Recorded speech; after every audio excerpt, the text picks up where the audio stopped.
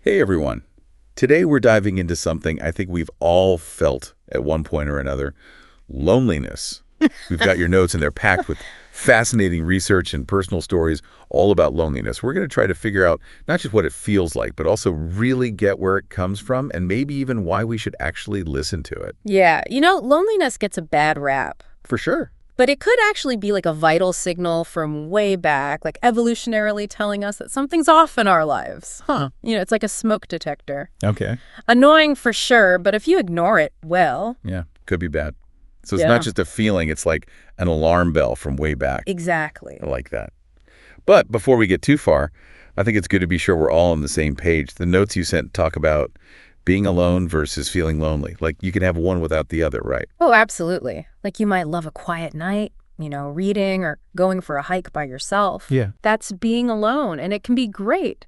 But loneliness, that's that feeling of being disconnected, like you don't belong, like you don't matter to anyone. And it's wild. What? You can feel lonely even when you're surrounded by people. Oh, yeah. I've definitely felt that. Like you're invisible even in a crowded room. So how does evolution come into all of this? You said it's like a signal from our past. What exactly are we wired to detect?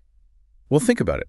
For most of human history, being part of a group, that was essential for survival. Right. Like way back before supermarkets, modern medicine, even a reliable roof overhead. Yeah. Being alone, that often meant real danger, especially for women raising children. It's hard to imagine those times now, but I guess we still carry it in our DNA somewhere. So our ancestors developed loneliness to avoid danger. Yeah. It was a powerful motivator, like, hey, stay close to the group. And it goes even deeper than just survival. Loneliness also taps into our drive to, well, reproduce. Okay. Passing on our genes. That's like a fundamental biological goal. So back then, if you were alone, you were less likely to find a mate and have kids. That makes sense. But still seems a little extreme that just feeling lonely could trigger such a primal response. Well, think about this. Research shows that loneliness can trigger stress hormones, Oh, wow. like cortisol, and that puts your body into fight or flight mode, just like you were facing a physical threat. So it's not just emotional, it's a full-on physical reaction. No wonder it feels so intense.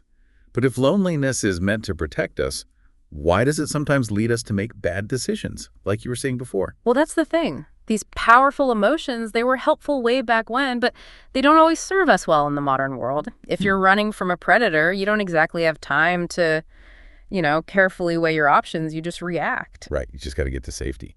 But how does that play out in making bad decisions in our everyday lives? Well, imagine you're feeling incredibly lonely. Your brain's basically shouting, find connection, now. Oh, I see. So you might make impulsive choices that seem like they offer relief in the moment.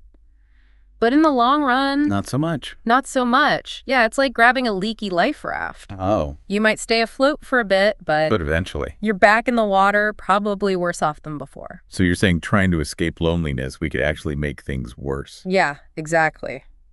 What are some examples of those kinds of choices? Well, one common one is settling for a relationship Oh, right. that isn't really fulfilling just because you don't want to be alone. Makes sense. Or even pushing people away because you're afraid of getting hurt, which of course just makes you more lonely. Yeah, it's like a vicious cycle. Loneliness can really mess with our heads.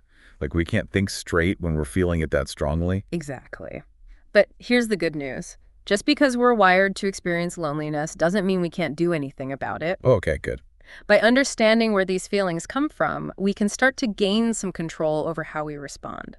So it's not about never feeling lonely, but about dealing with it in a healthier way. Exactly. That's where those strategies we talked about come in. Remember, finding your tribe, learning game, volunteering, all that. Right, those all seemed really interesting. But I gotta admit, I'm still a little fuzzy on what game means in this context. It's funny you should say that because game gets a bad rap sometimes. Yeah.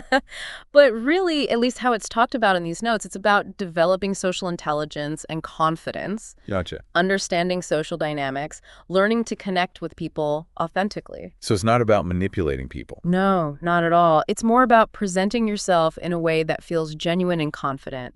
And honestly, those skills can be helpful in all kinds of situations, not just dating. That's really helpful to know. I think a lot of people, myself included, might have had the wrong idea about what game is. So let's talk more about those practical strategies. We mentioned finding your tribe.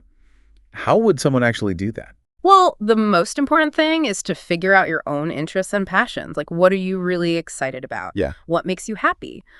Once you know that, you can start looking for groups or communities that share those interests. So it's not just any group, it's the right group. Exactly. And it might take some trial and error. You might try a few different groups before you find one that clicks. Yeah. But the key is to be open to new things and put yourself out there. What if you're a little hesitant, shy about joining a group? Any tips for getting over that? You know, everyone feels a little awkward in new social situations. It's normal. Right. A good place to start is to pick something you're already comfortable with. Okay. If you love books, find a book club. If you're into fitness, try a group workout class. That shared activity, it can really help break the ice. That's a great tip. What about volunteering? You mentioned that too. Volunteering's awesome. You connect with others while making a difference in your community. For sure. And you know what's interesting? Research actually shows that helping others can boost your own happiness. Oh, wow. So it's a win-win. Exactly. And there are so many ways to volunteer. Food banks, animal shelters, senior centers. There's really something for everyone. It's inspiring to think about. So many opportunities to connect and make a difference. But all this talk about connection, it makes me think about the other side of that. What about those times when we cling to unhealthy connections, maybe even toxic ones, because we're so afraid of being alone? How do we know when that's happening, and how do we let go? That's such an important point. It gets right to why just avoiding loneliness at all costs can really backfire. Sometimes the bravest, most empowering thing you can do is step away from relationships that aren't good for you, Wow. even if it means being lonely for a while. So it's about knowing the difference between healthy and unhealthy connection, like relationships that lift you up versus ones that drain you. You got it. And it's not always easy to see the difference. No, for sure. We might romanticize things or tell ourselves it'll get better, but sometimes we got to be honest and ask, is this relationship making me happy? Is it helping me grow? Or is it holding me back? That's a tough question to ask yourself. It is. But you know what's amazing? Often letting go of those unhealthy connections opens up space for new, better ones. So it's like you're making room for something better to come along. Exactly. And part of that process is getting comfortable being alone with yourself, learning to enjoy your own company. Because ultimately, maybe the most important relationship is the one we have with ourselves. Couldn't agree more. When you have a strong, loving relationship with yourself, you need less validation from others, and you're more resilient when things get tough, even when you're feeling lonely. I love that. It's like we're building a foundation of self-love that can support us no matter what. And, it's interesting how this self-love idea connects back to that evolution stuff we were talking about.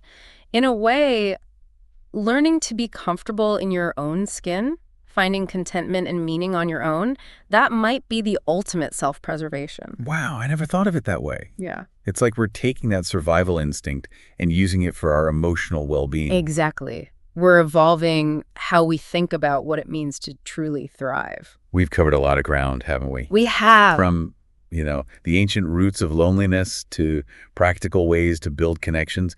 It's been like this incredible journey. It really has. But there's one thing from the notes I think we should touch on before we wrap up. Remember that smoke detector thing? Yeah. It's so easy to just want to shut off that alarm, make that loneliness go away ASAP. Right. But what if, instead of just reacting, we actually listened to what it was trying to tell us? I like that. Like we're so busy trying to fix it, we forget to figure out what's wrong in the first place. Exactly. Because loneliness, it isn't always a sign we need more people in our lives. Sometimes it's a sign the connections we do have aren't really meeting our needs. So not just quantity, but quality, Yeah, right? exactly. It's about finding those relationships where you feel truly seen and heard, where you can be yourself. And those don't just appear out of thin air, do they? They rarely do. Takes effort, putting yourself out there. It makes you realize building those connections is like an ongoing thing, not a finish line. That's a great way to put it. And what's so cool? We can all be that source of connection for others. Yeah. We can reach out, listen, offer a hand of friendship. It's like we're all these puzzle pieces with Yeah. different shapes and stories. And sometimes the most unexpected connections can make the most beautiful picture. That's a great way to think about it. And isn't that what life's all about? Finding those connections, those shared experiences that make us feel like we belong. I think so. Absolutely. So to everyone listening, if you're feeling that pang of loneliness, remember, you're not alone. It's normal. But it doesn't have to control you. By understanding where it comes from, Using your problem-solving skills and taking those brave steps towards connection, you can create a life full of meaning and belonging. Yeah, and don't forget, sometimes the most unexpected connections can turn out to be the deepest ones. So be open, embrace what you love, and never underestimate the power of connection. Until next time, keep diving.